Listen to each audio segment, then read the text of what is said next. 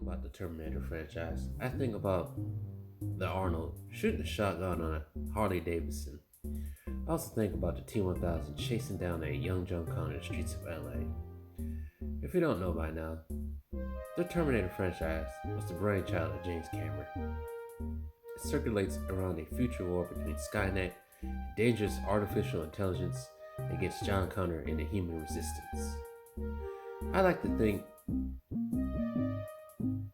let's say, this franchise is one of the gold standards of science fiction action cinema.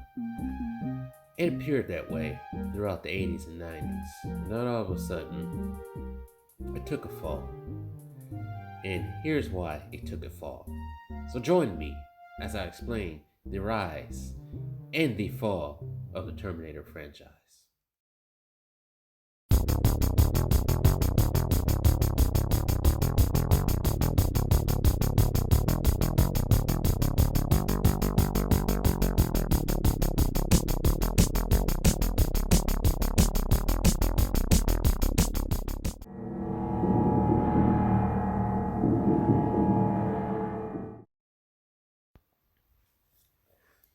It was all a dream, one more of a nightmare.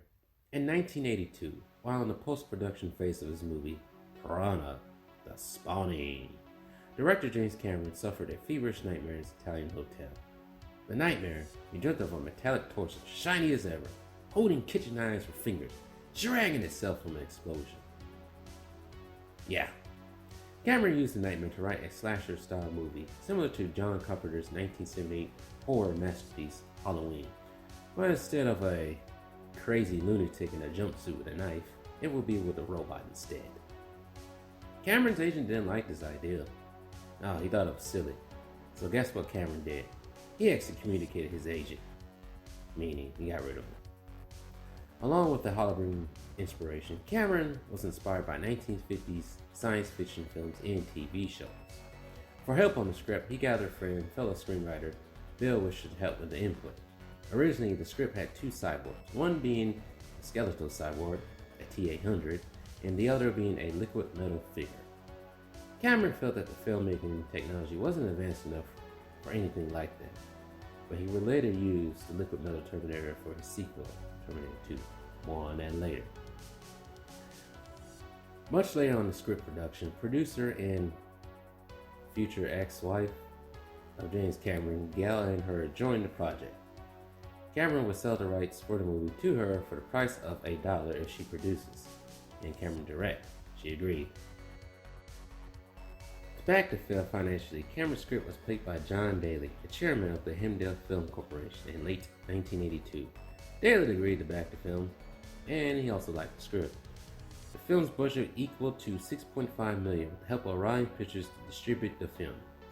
In pre-production, Orion wanted to start with a rise in popularity in the US, but also had the foreign appeal.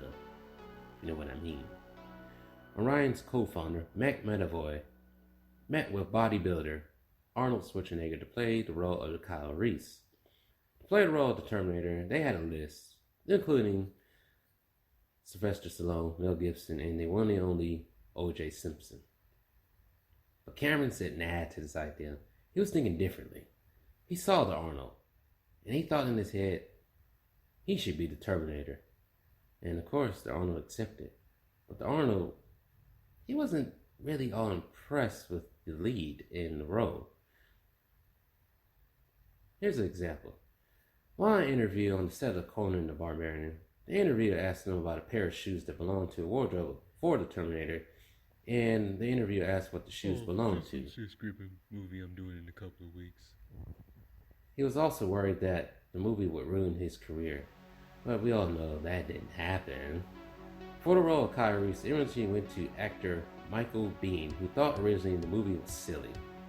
For the role of Sarah Connor, it went to 26-year-old actress Linda Hamilton. So the players were set. Filming was to begin in Toronto in 1983, but was halted by the Arnold's role in Conan series. During this time, Cameron continued to tweak the script, and he was starting to be in talks with producers about a sequel for Alien. And as we all know, Aliens will be released in 1986. Shortly after, the filming began, and Cameron was very fortunate not to have any interference from Orion, but they did have two small requests, if you want to say. First request, a robot doll for Kyle Reese. Cameron said, "Get the hell out of here with that." But the second request was to strengthen the romance between Sarah and Reese, because most people on the set thought it was kind of flat. So Cameron agreed. There was other struggles during the filming process. The owner had trouble producing words in the script. Notably, he had difficulty saying, "I'll be back."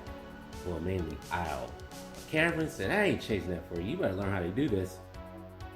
Because originally Arnold wanted to be changed to "I will be back." But the owner would master the line over and over again until he got it perfectly. And as we all know, it's become one of his famous lines, and a line that a lot of us use these days. Production finished in 1983, late 1983, for fact. Composer Brad Fiedel was hired to compose the soundtrack. He performed the soundtrack on synthesizer for. Fiedel was quoted saying, "The music reflected a much mechanical man in his heartbeat." I don't know if it sounds like that. You get the point. Before the movie's release, Orion was having some doubts. Very little faith in the film. They felt that a box office bomb was on the way and that the movie would receive poor reception from the fans. But Cameron assured them that the movie won't fail and it will be a hit. Big faith. On October 26, 1984, the film was released, earning $4 million in its first week. In the end, the movie would gross up to $78 million. The movie was a hit with the people. It's one of the few movies that received a 100% on Rotten Tomatoes and keeps it to this day. That's how you make a great movie. The movie was praised for its 80s cyberpunk atmosphere, with others thinking it was a little bit too violent. In addition, in 2008, the movie was selected for preservation in the United States National Film Registry. And as for me, as an 11-year-old kid watching it for the first time, I loved every bit of it, and I didn't think it was that violent. I seen worse at the time. It's worse out there. Cameron had another success in his hand. He had Aliens, and now he has the Terminator. And we want to count Piranha. The Arnold star was boosted. He became a big star shortly after this film, being in almost every action film in the 80s. But there was one little problem with Cameron. There was one little problem. Outer Limits writer Harlan Ellison was the problem. Sort of. He liked the movie. He really did like the movie, but he couldn't get past something that he saw in the film. It's called The Soldier. Beers that white. That's it. Ellison sues for infringement because he believes that the screenplay was based on a short story that he made called The Soldier. And Orion Cell was putting Ellison's name on the movie home entertainment releases and other movie posters. Cameron was against this ruling, but he had no choice. He really didn't. But he felt like he did, but he didn't. After the movie's hype dies down, the movie would spawn amazing merchandise, including a couple of comic books with Now Comics and Dark Horse Comics in 1989. In the same year, there were talks about a sequel happening, but those will have to be put on hold momentarily. The Hemdell Corporation, the owner of 50% of the Terminator rights, was facing bankruptcy. But there was a silver lining to this whole bankruptcy. Lebanese film producer Mario Kassar, the head of Carlogo Pictures, will buy the rights for $5 million. So, that's what that means. It was back to work for Cameron, who was much delighted to direct the sequel following the success of the original film. The same cast returned, well, most of them, including the Arnold, Michael Biehn, and Linda Hamilton. But this film will have newcomers. One of them being 11-year-old Edward Furlong as John Connor, and for the film's main villain, Robert Patrick as the murderous T-1000. There was going to be a difference to this when it came to the sequel. Arnold was no longer the villain. He was now the hero. And probably one of the best heroes in film history. Most of the film was filmed in California and parts of New Mexico, mainly around LA and some parts of Northern California. The budget for this film was 3 times the cost of the original film's budget, at $102 million. The original film's budget, for you people out there who don't remember, from 4 minutes ago, $6 million. Most of the film's budget went to film and crew into Arnold's nice Golf 3 business jet. Must be nice being Arnold. In 1991, July 1st of that year, Terminator 2 Judgment Day was released, earning $52 million on its first weekend, which would be the 4th of July weekend. In total, worldwide, this movie would gross up to $520 million. The movie was very advanced for itself, mainly because the CGI was done by big timers, Industrial Light and Magic, the legendary special makeup effects creator Stan Watson and Pacific Date Images. And if you're not familiar with Industrial Light and Magic, they have done pretty much every movie, superhero movie, sci-fi movie that has came out with CGI. But this group will win Best Visuals in the Academy Award in 1992 for this movie. The movie going on to be one of the greatest action films of all time, one of the greatest sci-fi movies of all time, if you want to count as a sci-fi movie, and also one of my favorite movies of all time. After the film's release, the film had some big merch this time, including comic books from Marvel Comics, more books, novel books I should say, more video games and trading cards, including a pinball game I used to play back in the day when I went to this Fun World or Chuck E. Cheese type place. Anyways, that's not important. 5 years after the movie would gain its first theme park attraction. Since it was still a hot commodity in the 90s and a big part of the 90s aura in history, whatever you want to call it, Cameron would later direct a mini movie called Terminator 2 3D Battle Across Time. That was released in 1996 at the wonderful Universal Studios Florida. Like the Terminator 2, and the mini-film will cost up to $60 million.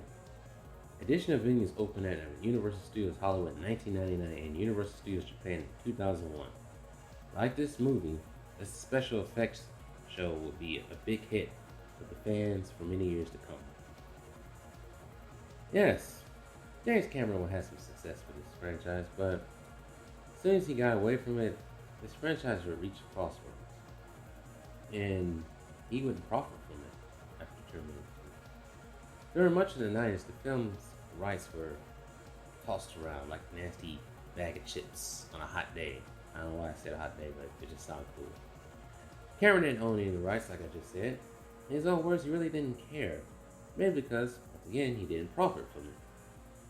Well, in the end, Mario Castor wanted to make another sequel. That didn't happen. By 1995, a year before T2 3D was released, Carlotta Pictures fell into bankruptcy. But Castor wasn't going down, and neither was his idea for a Terminator sequel. Castor wanted Cameron to direct the sequel under his new studio, C2 Pictures, the sequel to Carlotta Pictures, if you want to say that. But Cameron, he didn't want that. He wanted the film be under 20th Century Fox, since he was already working with the studio on Titanic. So this created a stalemate, if you want to say that. Also, it's quite funny at this time. 20th Century Fox bought most of Castor's old studio's assets, including the Terminator, but I should say tried, but they kind of withdrawed. So the film's franchise rights will be auctioned off by the United States Financial Court. Arnold and Cameron tried to buy the rights, but Cameron decided he just wasn't going to do it. He'd rather just move on and do something else. The franchise is pretty much over for him.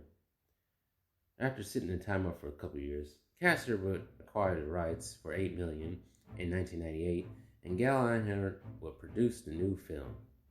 Cameron was asked to direct again, but again he declined.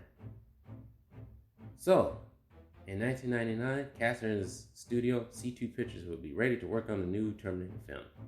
Castor always felt there was another story to this franchise, but Was there really another story that would be good enough for this franchise? Was it the right thing to make? Or was Cameron right about not making another film? Maybe Cameron knew something that Castor didn't know. Most importantly in all, for Castor, would Arnold be coming back? At this time, 90s, he was still big. Still a big star in Hollywood. There would be other film scripts he could have done. So, what's the answer to that? Join me next time for part 2. Part 2 named The Fall. Welcome to hell, motherfucker! Sorry, I couldn't resist. If you like this video, please subscribe. That's free. Also like the video. Also share. All those things are free. And also, you can catch me on Instagram at franchise_TV. That's the only social media I have as of right now. And I gotta get back to making more videos. Peace.